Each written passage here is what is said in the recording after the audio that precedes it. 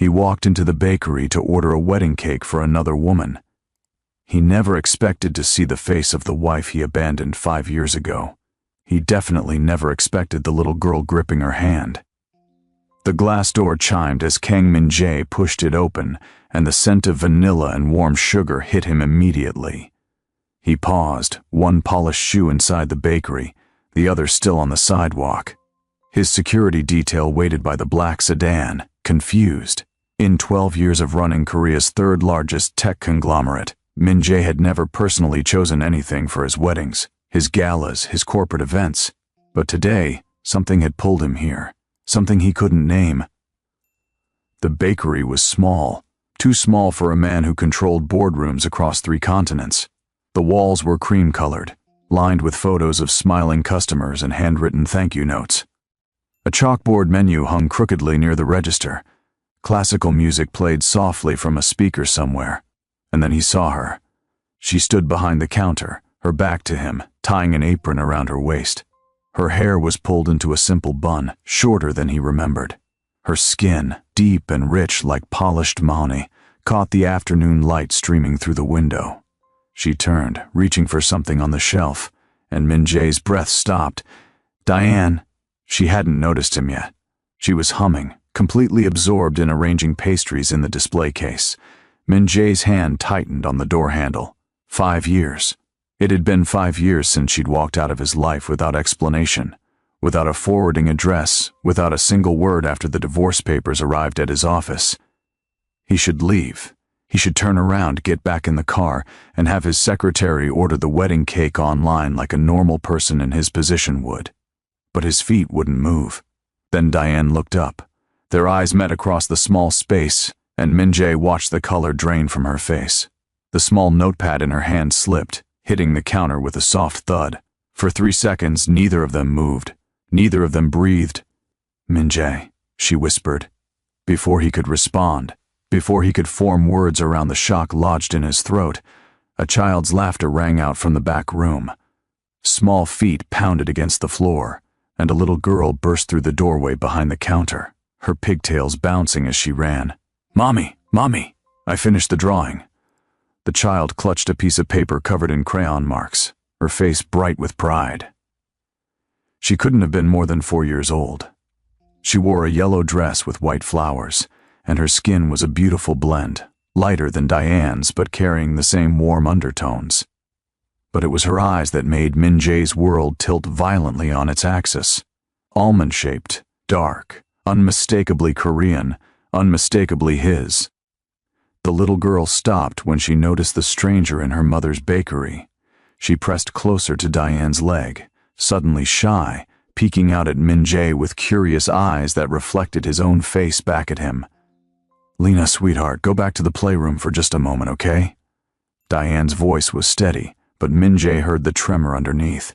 He'd always been able to hear it, even when she tried to hide her fear, her hurt, her anger. But I wanted to show you. I'll come see it in just a minute. I promise. Diane's hand shook as she smoothed her daughter's hair. Go on now. Lena obeyed, but not before glancing back at Min-jae one more time. Something in her expression, a tilt of her head, a curiosity in her gaze. It was him. It was undeniably him. The door to the back room closed. The classical music continued playing. Outside, a car honked, and Min-jae stood frozen in the small bakery, staring at the woman he'd loved and lost, knowing that everything he thought he understood about the past 5 years had just shattered. How long were you going to keep this from me? His voice came out hoarse, barely above a whisper. Diane's jaw tightened. She picked up the notepad she'd dropped, her movements careful and controlled. You need to leave. That child. You need to leave, Min-jae. Her voice was stronger now, but he saw her hand shaking. You have no right to come in here and... No right? The words exploded from him, louder than he'd intended. Years of discipline, of maintaining perfect control in every negotiation, every crisis, it all evaporated. I have a daughter, and you never told me? Lower your voice. Diane's eyes flashed, and there was the fire he remembered. the strength that had first drawn him to her at that international business summit 7 years ago, when she'd challenged his presentation in front of 200 executives and made him rethink his entire approach to emerging markets. "This is my place of business, and you will not cause a scene." "A scene?" Min-jae laughed, a harsh sound that hurt his own throat. "You disappeared. You left me with papers and silence. And now I find out I have a—" He stopped, unable to finish the sentence. The enormity of it was crushing him. Diane set down the notepad very carefully. When she looked at him again, her eyes were dry but hard. "You want to do this now? Fine. But not here. Not where she can hear. When, then? Another 5 years? The bakery closes at 6. Come to the back entrance at 6:30. She turned away, busying herself with rearranging pastries that didn't need rearranging. "And Min-jae? Come alone. No security, no assistants, no representatives from your mother's office." The mention of his mother landed like a physical blow. Min-jae's hands clenched into fists at his sides. "My mother has nothing to do with—" 6:30. Diane's voice was final. "Or don't come at all." Min-jae stood there for a moment longer, his heart pounding so hard he could feel it in his temples. Through the window to the back room, he could see a flash of yellow, Lena's dress, as she moved around, probably playing. His daughter. He had a daughter, and she didn't even know who he was. He turned and walked out of the bakery, the chime above the door sounding obscenely cheerful. His security chief straightened as Min-jae approached the car, concern flickering across his professionally neutral expression. "Sir? The cake order. Drive." Min-jae's voice was flat. "Just drive." As the car pulled away from the curb, Min-jae looked back through the tinted window. Diane stood in the bakery doorway, watching him leave. Even from this distance, even through the glass, he could see the rigid set of her shoulders, the way she hugged her arms around herself. He'd seen her stand like that once before, the day she'd left him. The car merged into Seoul's afternoon traffic, and Min-jae leaned his head back against the leather seat, closing his eyes. His mind was racing, fragments of memory colliding with the present, trying to calculate, to understand. 4 years old. Maybe 5. Which meant Diane had been pregnant when she left. Pregnant when his mother had called her into that conference room at corporate headquarters. When the accusations had started flying. When the security footage had been altered to show Diane accessing files she'd never touched. When the board had demanded her removal from Min-jae's life as a condition of his continued leadership. Pregnant when Min-jae had stood in his corner office, looking down at the divorce papers she'd signed without contest, telling himself she must have been guilty all along, that if she truly loved him, she would have fought harder, that her silence was proof of her betrayal. His phone buzzed. The 10th message from his fiancée, Park Seo-yeon. The wedding was in 3 weeks. The guest list numbered 437, including executives from every major corporation in Seoul, 3 members of the National Assembly, and 2 cabinet ministers. The merger between his company and her father's pharmaceutical empire had already been announced to shareholders. Min-jae looked at the screen, at Seo-yeon's name, and felt nothing. He'd felt nothing when he proposed 6 months ago. Nothing when they'd posed for engagement photos. Nothing when she'd shown him fabric samples for the reception hall. His mother had arranged everything, as she always did. And he'd agreed, as he always did, because it made sense. Because marriage to Seo-yeon meant stability, expansion, power. Because Diane was gone, and he'd taught himself not to feel anything at all. But now, "Sir?" His driver's voice interrupted. "Where should I take you?" Min-jae opened his eyes. The afternoon stretched ahead, full of meetings he needed to cancel, calls he needed to make, lies he needed to maintain. But first, he needed answers. He needed to understand how the woman he'd married, the woman he'd loved with an intensity that had frightened him, the woman who'd walked away without explanation, how she'd been carrying his child the entire time.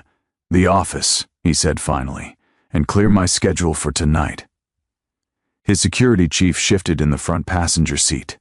"Sir, you have the charity gala at 8. Your mother specifically requested, clear it. Min Jae's tone left no room for argument. Tell them I'm ill. Tell them whatever you need to. But my evening is not available. He had 6 hours until 6:30. 6 hours to prepare for a conversation that terrified him more than any hostile takeover, any shareholder revolt, any corporate crisis he'd ever faced. 6 hours, until he had to face the truth about what he'd lost, and what he might have just found. The afternoon crawled by with excruciating slowness. Min Jae sat in his office on the 48th floor, soul spread out beneath him like a circuit board of lights and steel. He'd built this. Every connection, every deal, every strategic alliance. He'd sacrificed everything for this view, this power, this legacy. Everything except the one thing that had actually mattered. His assistant knocked softly. "Sir? Mrs. Kang is on line 1. Min Jae's jaw tightened. His mother. Of course she'd heard about the canceled gala. Nothing happened in his life without her knowledge, her input, her control. "Tell her I'll call her back. She's been quite insistent, sir. This is her 4th. I said I'll call her back." Min Jae's voice was sharp enough that his assistant bowed quickly and retreated. He turned his chair to face the window. Somewhere out there in a small bakery in a neighborhood he'd never had reason to visit, his daughter was playing, drawing pictures, living a life he knew nothing about. His phone buzzed again. Not Seo-yeon this time, but his mother calling directly. He declined it. She called again immediately, and again. On the 4th call, he answered. "Where are you?" His mother's voice was crisp, controlled, imperious. "The gala is in 3 hours, and Seo-yeon's mother is calling me in a panic because you've canceled all your appointments and your assistant won't explain why. I'm taking the evening for personal matters." A pause.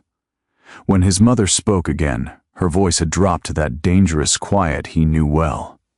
What personal matters could possibly be more important than your obligations? The merger announcement is next week. Every major investor will be at this gala. Your absence will be noted, Min Jae. It will raise questions. Let them ask questions. "Excuse me?" Min Jae stood, pacing to the window. Far below, people moved through the streets like blood cells through veins. Everyone going somewhere, everyone with a purpose. "I said let them ask questions. I'm not attending tonight. This is unacceptable. Whatever childish rebellion you think you're staging." "I saw Diane today." The silence on the other end was absolute. Min Jae could picture his mother in her sitting room, the same room where she had told him 5 years ago that Diane was a liability, a scandal waiting to happen, a mistake that needed to be corrected before it destroyed everything the Kang family had built. When she finally spoke, her voice was ice. "That woman has no place in your life anymore. Whatever she wants, whatever scheme she's running, she has a child." Min Jae's reflection stared back at him from the window, his face pale. A daughter. 4, maybe 5 years old. Another pause. "What are you implying?" "I'm not implying anything. I'm telling you I have a daughter I never knew about. Don't be ridiculous. You have no proof the child is yours. This is clearly a ploy for money, for—" "She has my eyes, Mother. My exact eyes." Min Jae's voice cracked. "Diane was pregnant when she left. When you accused her of corporate espionage. When you made her sign those papers. I saved your career. I saved this company from a scandal that would have destroyed everything your father built. You destroyed my marriage. I saved you from a disastrous mistake." His mother's composure finally broke. "That woman was never appropriate for this family, for your position, a foreigner with no connections, no understanding of our world. She would have ruined you. So you ruined her instead. I protected you, as I always have, as I always will." His mother's breathing was sharp now, controlled fury barely contained. "And if this child exists, if by some chance she is biologically related to you, it changes nothing. You have a wedding in 3 weeks to a woman who is actually suited to be your wife. You have responsibilities, obligations. I have a daughter." Min Jae closed his eyes. "And I'm going to meet her properly tonight. If you pursue this, if you acknowledge this child, you will lose everything. The board will never accept it. Seo-yeon's family will pull out of the merger. Your reputation, my reputation." Min Jae laughed the sound bitter. 5 years ago I let you convince me that my reputation mattered more than the truth. That corporate stability mattered more than the woman I loved. I'm not making that mistake again. You're not thinking clearly. You're emotional. I'm done with this conversation, Mother. I'll see you when I see you. He ended the call before she could respond. His hands were shaking. In 36 years, he'd never hung up on his mother, never directly defied her. The power she held over him, over the company, over every aspect of his life. It had always been absolute, until now, until he'd seen Lena's eyes looking up at him from behind Diane's leg. At 6:15, Min-jae's driver dropped him 2 blocks from the bakery. He walked the rest of the way, his coat collar turned up against the evening chill. The streets here were quieter than the commercial district where his office stood. Small shops lined the sidewalk, a bookstore, a flower shop, a restaurant with handwritten specials in the window, the kind of neighborhood where a person could disappear, could build a life away from the spotlight. The bakery's main entrance was dark, the closed sign facing out. Min-jae walked around to the alley behind the building, where trash bins sat next to a single steel door. A light glowed above it. He knocked. The door opened immediately, as if Diane had been waiting on the other side. She'd changed out of her apron into jeans and a simple sweater, her hair loose around her shoulders now. She looked tired, beautiful and tired and guarded in a way that made Min-jae's chest ache. "Come in," she said quietly. The back room of the bakery was small, clearly serving as both storage and Lena's play area. Boxes of supplies were stacked against one wall, but the other side held a small table with coloring books, a bin of toys, and children's drawings taped to the wall. Min-jae recognized the yellow dress from earlier hanging on a hook near the door. "She's with a friend tonight," Diane said, following his gaze. "I thought it would be better if we talked alone first." Min-jae nodded, not trusting his voice. Now that he was here, now that Diane stood 3 feet away from him in the place she'd built without him, he didn't know where to start. There were too many questions, too much silence to break through. Diane moved to a small counter with a coffee maker. "Do you still drink it black?" "Yes." She poured 2 cups, handed him one. Her fingers didn't touch his, but he caught her scent, vanilla and sugar and something else, something that was just Diane, and the memories hit him so hard he had to set the cup down before he dropped it. "When?" he asked. "When did you know?" Diane leaned against the counter, both hands wrapped around her coffee mug. "I found out 3 days after your mother called me into her office. 3 days after I signed the divorce papers. 3 days. Min-jae felt his knees weaken. "You didn't tell me. How could I?" Diane's voice was steady, but her eyes were bright with unshed tears. "Your mother made it very clear what would happen if I stayed in your life. She showed me the fabricated evidence. She showed me how easily she could destroy my name, my career. And then she told me that if I was carrying your child, she would make sure that child never had a future in this country. She threatened our baby." The words came out strangled. "She said she would ensure any child I had with you would be labeled illegitimate, would be barred from the company, would never be acknowledged by the Kang family. She said she would use her influence to make sure no school would accept her, no company would hire her when she grew up. That the scandal of your divorce and my betrayal would follow her forever." Diane's voice finally broke. She said the only way to protect your child was to disappear, to let you believe there was no child at all. Min-jae sank into one of the small chairs at the children's table, his head in his hands. "I would have protected you, both of you." "No, you wouldn't have." Diane's words were soft but certain. "You would have tried. But Min-jae, you couldn't even protect me when it was just accusations. When your mother showed you that fake security footage, when the board demanded my removal, you believed them over me.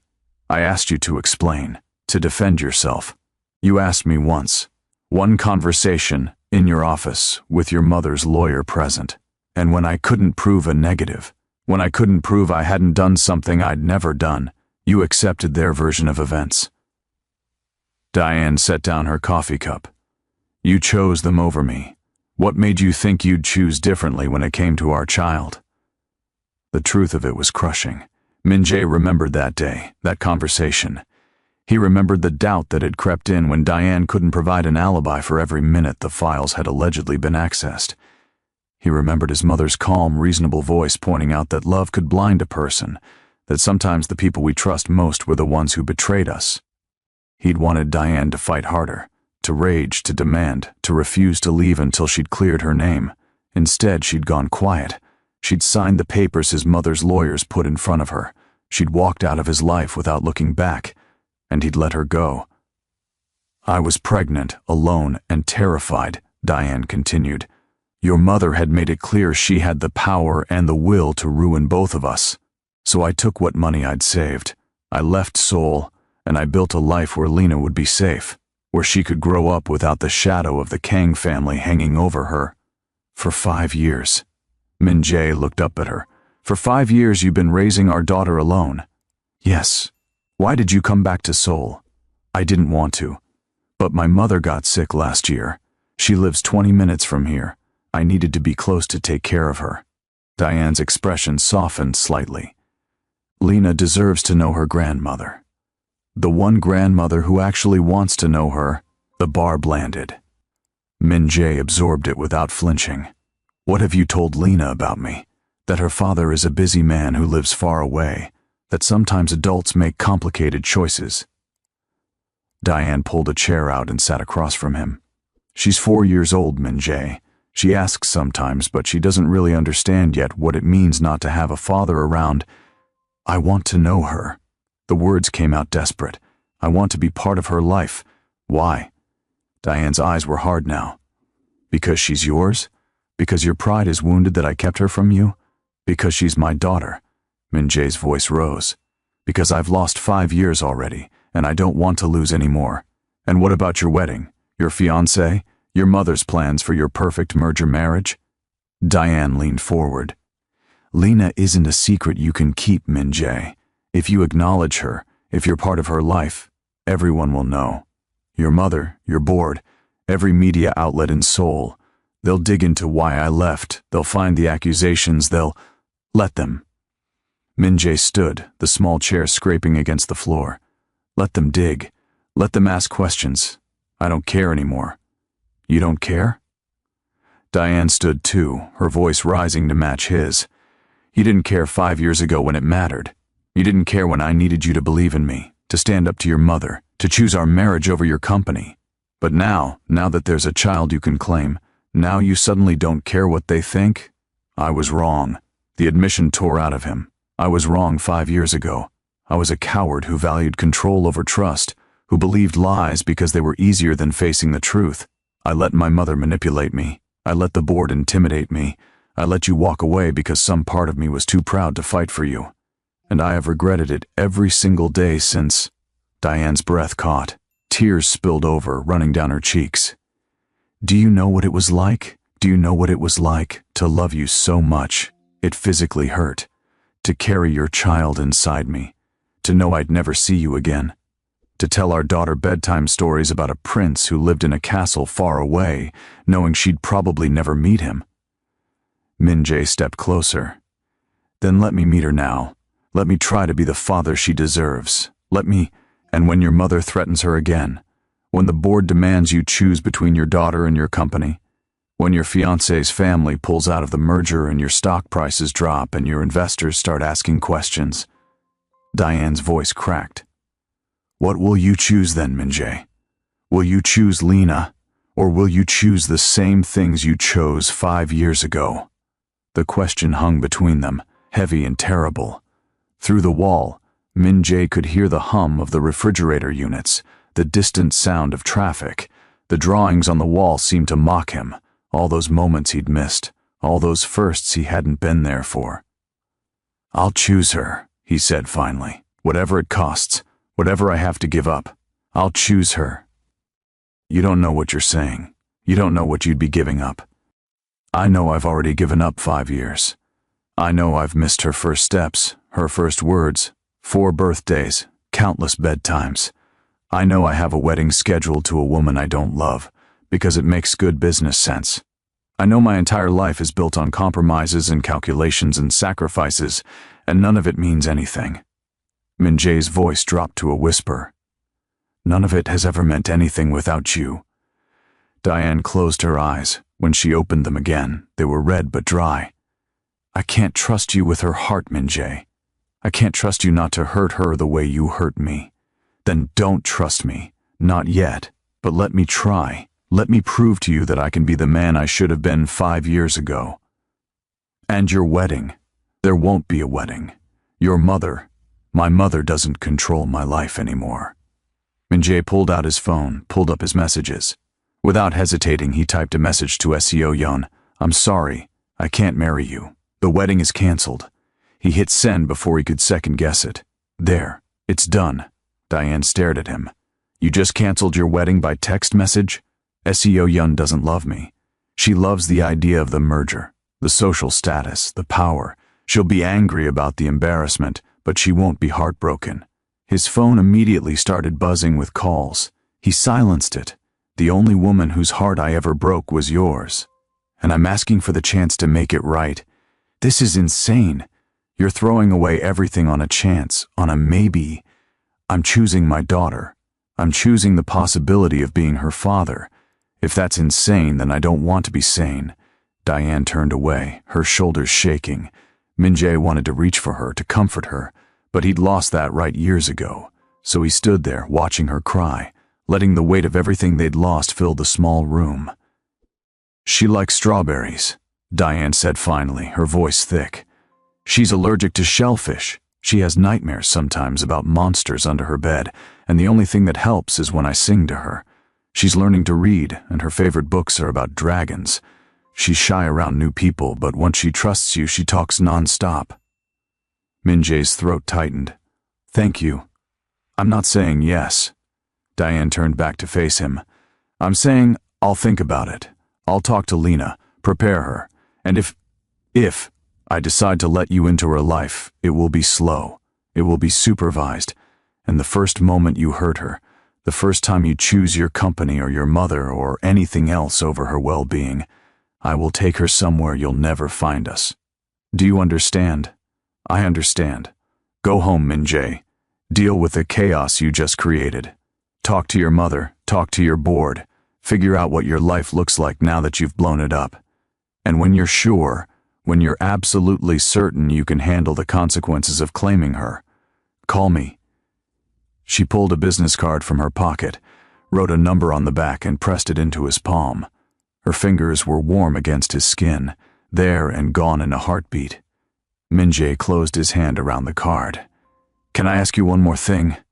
What? Her name, Lena. Why did you choose it? Diane's smile was sad. It means light. After everything that happened, after all the darkness, I needed her to be light. Min-jae nodded, unable to speak around the emotion clogging his throat. He walked to the door, then paused with his hand on the handle. I loved you, Diane. I never stopped. I know. Her voice was barely a whisper. That's what made it so hard to leave. He stepped out into the alley, into the cold evening air. Behind him, the door closed with a soft click. His phone was vibrating non-stop now, calls from his mother, from Seo-yeon, from his assistant, from board members. The explosion had begun. Min-jae looked at the business card in his hand. Tomorrow the media would erupt. Tomorrow his mother would wage war. Tomorrow everything he'd built would be tested. But tonight, he had the phone number of the woman he'd loved and lost.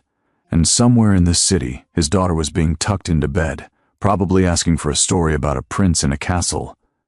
Min-jae pulled out his phone and made one call before the deluge. Sir? His lawyer's voice was alert despite the late hour.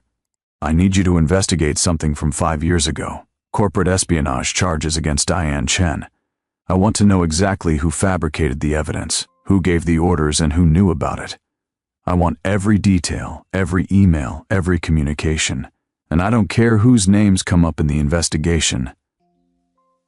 Sir, if this implicates certain members of your family or the board, I said I don't care. Get me the truth, all of it. He ended the call and started walking. Not toward his penthouse apartment, not toward his mother's estate, but just walking through the quiet streets, past small shops and families heading home from dinner, past a life he'd never allowed himself to imagine. By the time he reached his car 2 blocks away, he had 47 missed calls. He got in and finally answered one. Min-jae. His mother's voice was terrifyingly calm. We need to talk. Yes, we do. Tomorrow, my office.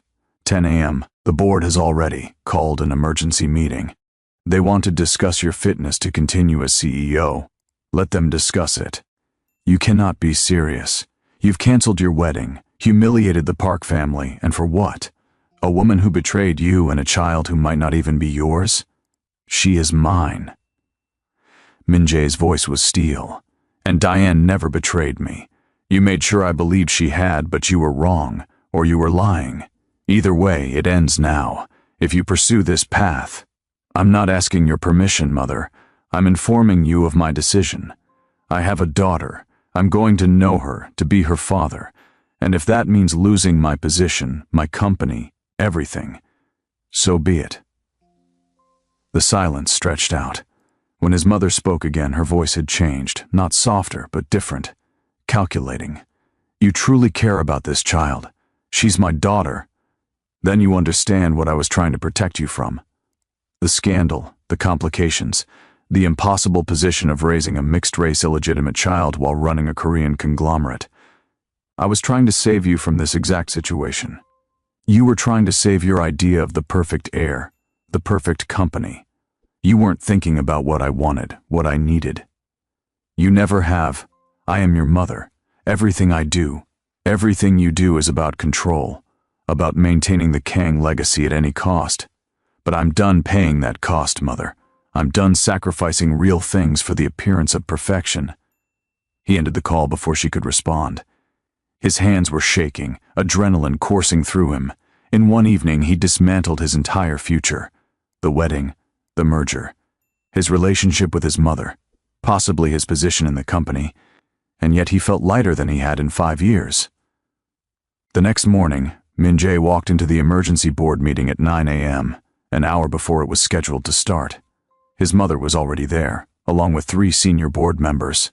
They looked up as he entered, their expressions ranging from concerned to hostile.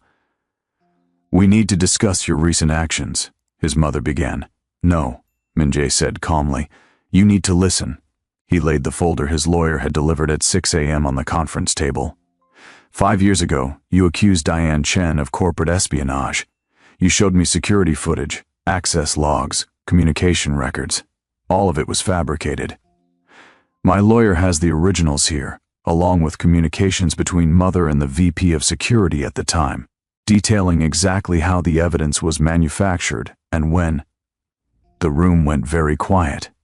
Furthermore, Min-jae continued, Diane was pregnant when she left, with my daughter, a daughter whose existence was threatened if Diane didn't disappear quietly. Those threats came directly from this office, from people in this room. Min-jae, his mother's voice was low, dangerous. You're making serious allegations. I'm stating facts, facts that are documented in this folder, which has been copied and secured with 3 different law firms. If anything happens to me, to Diane, or to my daughter, these documents become public. Every news outlet, every regulatory agency, every shareholder will know exactly what was done in the name of protecting the Kang family reputation. One of the board members, Mr. Song, cleared his throat. What exactly are you proposing? I'm proposing transparency. I'm acknowledging my daughter publicly. I'm bringing Diane's name cleared of all charges with a formal apology from this company. And I'm making it very clear that anyone who threatens my family again will face legal consequences. The scandal will be enormous, another board member said. The stock price will recover, or it won't. Either way, I'm not building my daughter's life on lies and cover-ups. Min-jae looked directly at his mother. You taught me that the Kang legacy was everything, but you were wrong. Family is everything, and I finally have the chance to build a real one. His mother stood, her chair scraping against the floor. If you do this, you're on your own. I won't protect you from the consequences. I know. I'm counting on it. She walked out, her heels clicking against the marble floor. The remaining board members looked at each other, then at Min-jae. We'll need to make a statement, Mr. Song said finally. Control the narrative as much as possible. I'll draft something today, And the park merger? Dead. I'll handle the fallout personally. The meeting continued for another hour, laying groundwork, planning damage control. But Min Jae's mind was elsewhere. He was thinking about a small bakery, a little girl with his eyes, and a woman who'd been strong enough to raise their daughter alone when he'd been too weak to stand beside her. At lunch, he called the number on the card. Diane answered on the third ring. "Hello? It's me," I told the board. I confronted my mother. "I'm going public with Lena's existence." A long pause. "Are you sure?" "I've never been more sure of anything in my life." Another pause. He could hear her breathing, could imagine her standing in her bakery, trying to decide if she could trust him. "Lena has swimming lessons tomorrow at 4, she said finally, "at the community center on Oak Street. If you want to watch, if you want to meet her properly. Be there at 3:30. We'll talk to her together first. I'll be there. Min Jae." "Yes. Don't make me regret this." The call ended. Min Jae sat in his office looking out at Seoul spread below him, and for the first time in 5 years he felt something like hope. The next afternoon, Min Jae arrived at the community center at 3:15, 15 minutes early. He'd changed clothes 3 times, finally settling on jeans and a simple sweater, the most casual outfit he'd worn in public in years. He'd left his security detail at the office, driven himself, parked 2 blocks away. Diane was already there, standing by the entrance, Lena beside her in a pink swimsuit with a unicorn on it, a towel in her small hands. When Lena saw him approaching, she pressed closer to her mother. "Mommy, it's the man from the bakery." "I know, sweetheart." Diane crouched down, bringing herself to Lena's eye level. "Remember how we talked this morning? About your daddy?" Lena nodded, her eyes wide. "This is him. This is your daddy. He's come to watch you swim today." Min Jae's knees almost buckled. Hearing the words spoken aloud, seeing Lena's eyes widen with understanding, it was overwhelming. "You're my daddy?" Lena's voice was tiny, uncertain. Min Jae crouched down too, making himself smaller, less intimidating. "Yes, I am. And I'm very, very happy to meet you properly, Lena. Mommy said you lived far away." "I did, but not anymore. I want to be close if that's okay with you." Lena studied him with those eyes that were so like his own. Then, with the devastating directness of a 4-year-old, "Why didn't you come before?" Min Jae glanced at Diane, who gave him a small nod. Permission to answer honestly. "Because I made a mistake," Min Jae said softly. "A big mistake. I didn't know you existed, and when I found out I came as fast as I could." "Oh," Lena processed this. "Are you going to leave again?" "No. I'm going to stay. I'm going to be here for every swimming lesson, every birthday, every time you want to show me a drawing or tell me a story."